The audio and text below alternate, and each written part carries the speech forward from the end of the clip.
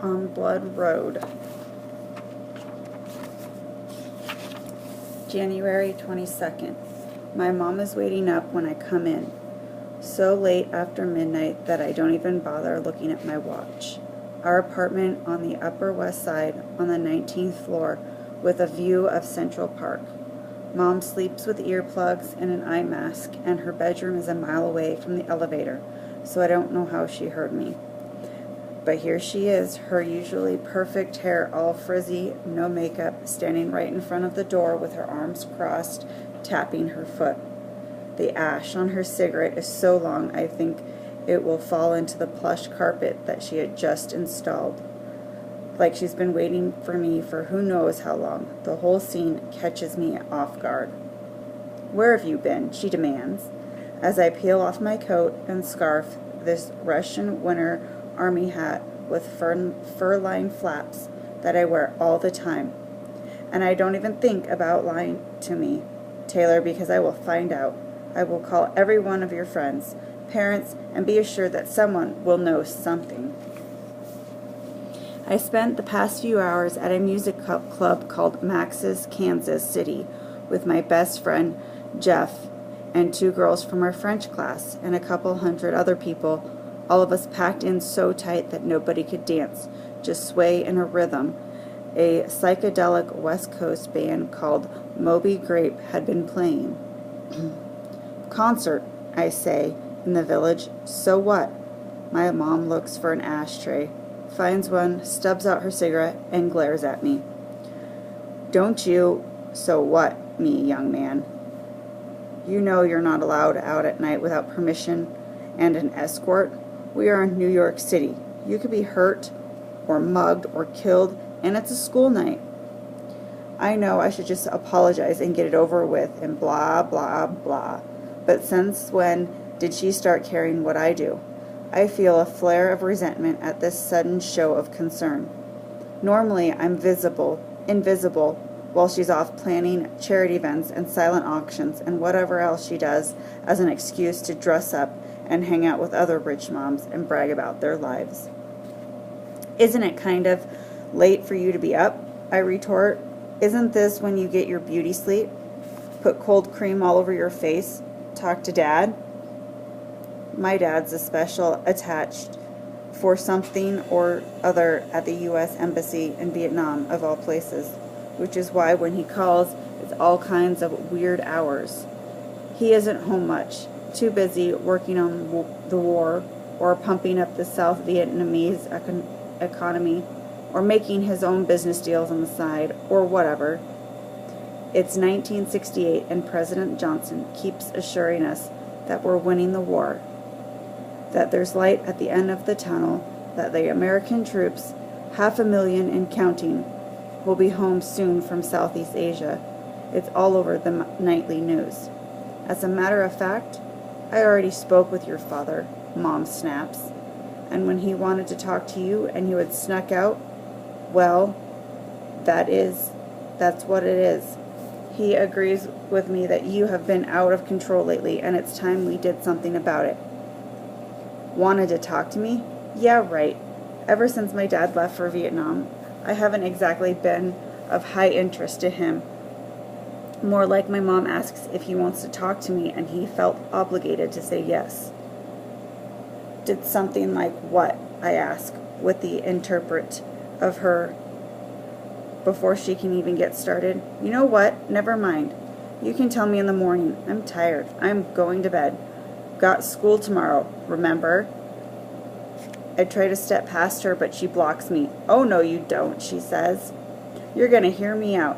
This isn't the first time your so-called friends have talked you into sneaking out of the apartment and going to hippie clubs in the village, especially that boy Jeffrey you're always hanging out with.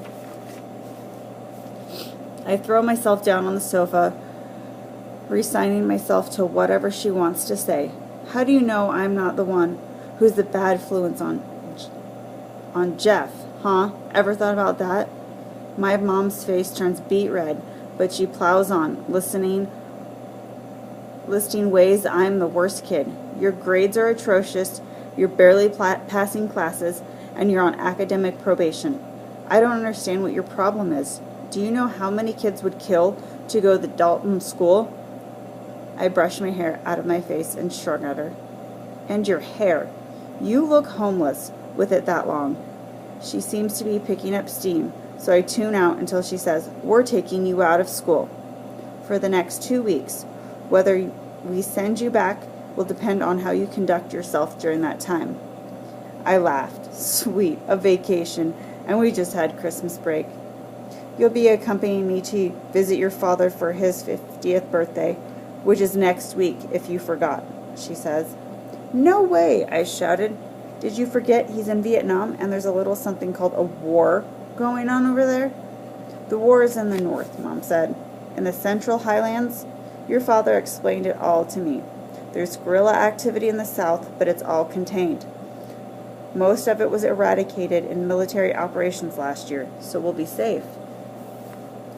I roll my eyes. She sounds like she's reading one of Dad's secret briefing papers that he sometimes forgets are supposed to be secret. He had a stack of them with him when he came home for a week at Christmas.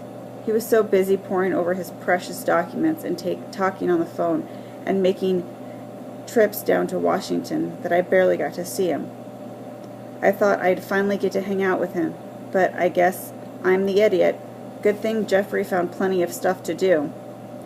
I can't believe this is happening. One minute grooving with Jeff and some girls to Moby Grape, and now this. One of the girls, Beth, just started at our school. Jeffrey and the other girl, Cassandra, hooked me up with her when we met in the village. And so far, so good. Beth is 16, like me, and pretty, with straight brown hair that's so long she can practically sit on it. She and I stuck together the whole night dancing, or I guess swaying, at Max's.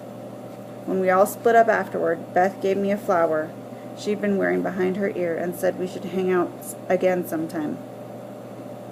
Well, I'm not going, I announced to my mom, sounding like a little kid, and you can't make me. She smiles for the first time, an icy smile that makes her look less like her usual Hollywood star and more like Cruella de Vil. We'll see about that, she says. You're a minor, and as a minor, you don't get to make decisions for yourself. I'll run away, I say, knowing I sound even more childish. You'll do what you're told, she says, and that's the end of it. A week later, on a stone-cold January afternoon, Mom and I take off on a Continental Airlines flight to Saigon. 20 hours sitting side by side, not saying a word, at least not to each other. It's been a long week of silence in our apartment. We're in first class so she can talk to other rich people, and I can stretch out my portable 8-track tape player and headphones and a new album by the Doors. I listen to the song Love Me 2 Times, over and over, thinking about Beth. We talked on the phone a couple of times since that night at Max's, Kansas City. When I told her my mom was making me go to Vietnam, she went all Romeo and Juliet about it. She made me promise I wouldn't get killed, as if she thought I was going into the army instead of just getting dragged away for 2 weeks to visit my dad. I told Jeff, and he laughed his butt off. Dude, you get to go to Vietnam, the coolest, most watched, or most wretched place on the planet. What do you care about some girl? 2 weeks of exotic vacation in beautiful, bombed-out Southeast Asia? Wish I could get punished like that.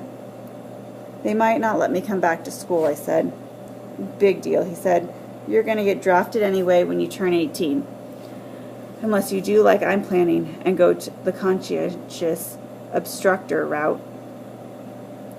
Jeff had dragged me to his big anti-war demonstration last year, 100,000 people marching from Central Park to the United Nations in April downpour demanding an end to the war, burning draft cards, singing Bob Dylan songs.